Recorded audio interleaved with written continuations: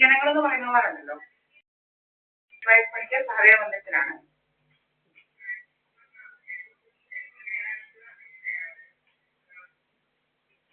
ഈ ഹരിജനങ്ങൾ എന്ന് പറയുന്ന ഒരു ഇതുണ്ടല്ലോ, ഇവന്മാര് കമ്മ്യൂണിസ്റ്റ് ഗൂണ്ടകളാണ് ഇവന്മാര്.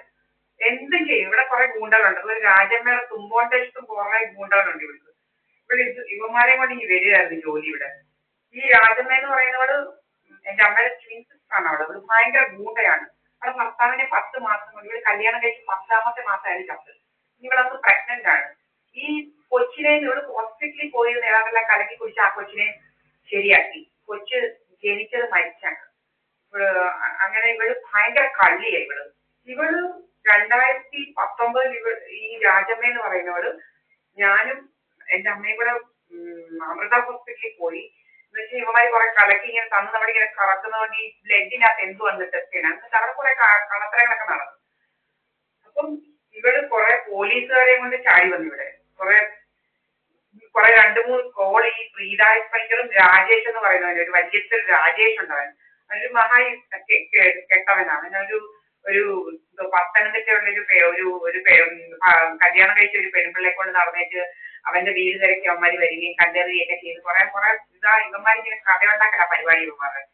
ഇവരെന്നിട്ട് ഇവനും കൂടെ 2-3-5-6 കോളൊക്കെ നമ്മുടെ ഫോൺ എടുക്കത്തില്ലായിരുന്നു. ഫോണിലോട്ട് ചെയ്തേച്ച് ഇവള് ഒരു ഓട്ടോയെ കയറി ഒരു കുഞ്ഞുമോൻ എന്ന് പറയുന്നവരുമായിട്ട് വന്ന് ഇവിടെ ഒക്കെ നോക്കിയേച്ച് ഇവള് പുറത്തുകാർ ചെന്ന് പോയി. ഇതെല്ലാം ഇവരുടെ പ്ലാനിങ് ആണ്. മിസ്സിംഗ് കേസ് ഉണ്ടാക്കുക. എന്നിട്ട് ഇവള് ഒരു പുറത്തുകാർ ചെന്ന് ഒരു വണ്ടി പോലീസുമായിട്ട് വന്നിട്ട് വിത്തൗട്ട് വാറണ്ട് നമ്മുടെ ഈ എന്റെ വീടെന്ന് പറഞ്ഞാൽ ഫുള്ളി കാണാവുന്ന വീടാണ്. നല്ല ഗ്രില്ലാണ്, നിങ്ങൾക്കറിയാം. നല്ലപോലെ വെന്റിലേഷൻസ് ഉണ്ട്. എല്ലാം മുറിയോ ആരും ഇല്ല എന്നുള്ളത് കാണാം. എന്നിട്ടും ഇവള് ഈ പോലീസ് അന്നും 7 CCTV ക്യാമറയുണ്ട്. ഇവള് പോലീസിനെയും കൊണ്ട് വന്ന് എന്റെ വീട് അടിച്ചു പൊളിച്ച് തുറന്ന് പോലീസുകാരെ കൊണ്ട്. എന്നിട്ട് സദാനന്ദ മന്ദിരത്തിലെ മോഹൻ സിംഗും അവനും എല്ലാം കൂടെയാണ് കമ്പിയെല്ലാം കൊടുക്കുന്നത് പോലീസുകാർക്ക് എല്ലാം. എന്റെ താഴെല്ലാം തല്ലി പൊളിച്ച് അകത്ത് കടന്ന് എന്റെ ക്യാമറ എല്ലാണ്ടെല്ലാം ക്യാമറ വൈഫൈ ഒക്കെ. അന്ന് വൈഫൈ ഇവിടെ ഇല്ല. എനിക്ക് എന്റെ അറിവിൽ വൈഫൈ ഇല്ല. എന്നിട്ട് ഇവന്മാർ എന്തൊക്കെയോ ചെയ്ത് പാസ്വേഡും അതും ഇതൊക്കെ ഇട്ട് വൈഫൈ ആയിട്ട് കണക്ട് ചെയ്ത് ഈ സുബ്രഹ്മണ്യം എന്ന് പറയുന്ന അവനെ എല്ലാം ഏൽപ്പിക്കാനും അങ്ങനെ കുറെ കള്ളത്തരങ്ങളൊക്കെ ചെയ്യാൻ വേണ്ടി 2 ക്യാമറ ടെക്നീഷ്യൻസിനെ കൊണ്ടാണ് ഇവിടെ ഇതിനകത്ത് കയറിയത്. പോലീസുകാർക്ക് അറിയില്ല ക്യാമറ നോക്കാൻ. അല്ലെ പോലീസുകാരാ വാറന്റ് ഇല്ലാതെ. വിപിൻ AC എന്നാണ് അവന്റെ പേര്. അന്നത്തെ സ്റ്റേഷൻ ഹെഡ് ഓഫീസറാണ് വിപിൻ AC. ഇപ്പൊ അവൻ പാലക്കാട്ടായിരുന്നു. അവൻ പാലക്കാട് ഇരുന്നപ്പോ ഇതുപോലൊരു പെണ്ണുപിള്ളെ ഭർത്താവ് ഇറക്കി വിട്ട്. അപ്പൊ അവളിങ്ങനെ ഫ്രണ്ടിൽ തന്നെ ഇരിക്കുകയാണ് സിറ്റ് ഔട്ട്. എന്നിട്ട് ഇവൻ അവിടെ പോയിട്ട് തൊല്ലി തുറന്ന് അവളെ അകത്ത് കയറ്റിയില്ല. ഒരു വലിയ സാമ്പത്തികക്കാരനാണെങ്കിൽ അകത്ത് കയറ്റുണ്ടായോ അവരെ.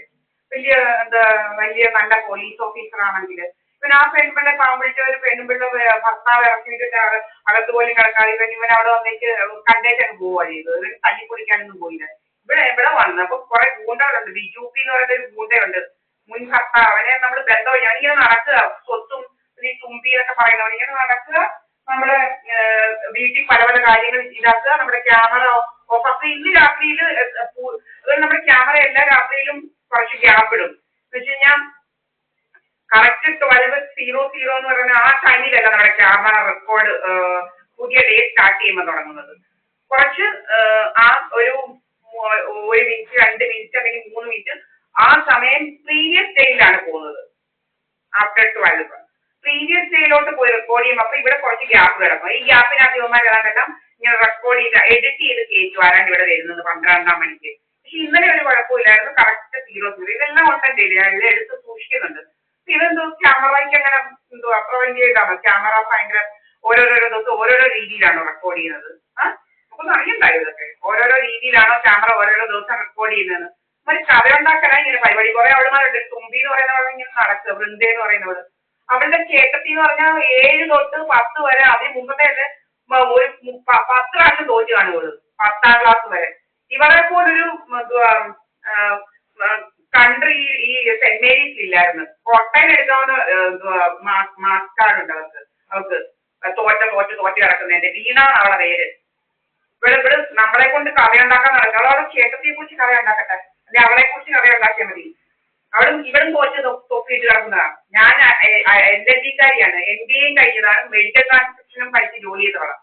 നടക്കുകയാണ് അവിടെ പുറകിൽ കുറെ ക്രിമിനൽസ്. ഇങ്ങനെ 10ലൊക്കെ തോറ്റേക്ക് ഇവന്മാരെ പണി ചെയ്താ നമ്മൾ പോകുന്നിടത്ത് ഇങ്ങനെ ടാർഗറ്റഡ് ഇൻഡിവിജ്വൽസിന്റെ പുറകിൽ ഒരു കമ്മ്യൂണിറ്റി ഉണ്ട്, മാഫിയ കമ്മ്യൂണിറ്റി, ബാക്കി തോറ്റവരും പറയുന്നു. ഇങ്ങനെ നടക്കുക, പുറകിൽ നടക്കുക, നമ്മൾ ബസ്സിൽ പോകുമ്പോൾ നമ്മുടെ പുറകിൽ ബസ്സിൽ കയറി വരിക, പിന്നെ കുറെ എണ്ണം ഉണ്ട് ഇങ്ങനെ ഫോണും പിടിച്ചങ്ങ് നടക്കുക, ഫോൺ ഓണാക്കി ഇങ്ങനെ നടപ്പാലൂടെ ഇങ്ങനെ ഇതെല്ലാം അടിക്കാൻ വേണ്ടിയിട്ട്.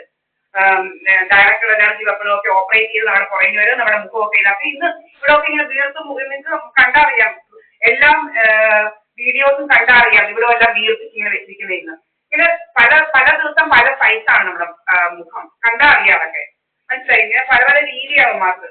അതിങ്ങനെ നടക്കുക കുറെ ആവുമ്പോൾ ഒരു മോഹൻ സിംഗ് എന്ന് പറയുന്ന ഒരു ഗുണ്ടയുണ്ട്, നമ്മളെ കൊല്ലാനായിട്ട് ഇങ്ങനെ നടക്കുക. എനിക്ക് എന്ത് സംഭവിച്ചാലും ഈ സദാനന്ദ മന്ദിരത്തിലെ ആൾക്കാരും ഈ സുബ്രഹ്മണ്യം എന്ന് പറയുന്നത് ശ്രീതാജ് പണിക്കറും ബിജുപിയും ഇങ്ങനെ കുറെ ക്രിമിനൽസ് ആണ് ഉള്ളത്. രാജമ്മ, അവളും ഏറ്റവും വലിയ നമ്പർ 1 ക്രിമിനൽ അവളും. അവള് കുറെ കാര്യങ്ങൾ ഇവിടെ ചെയ്തിട്ടുണ്ട്.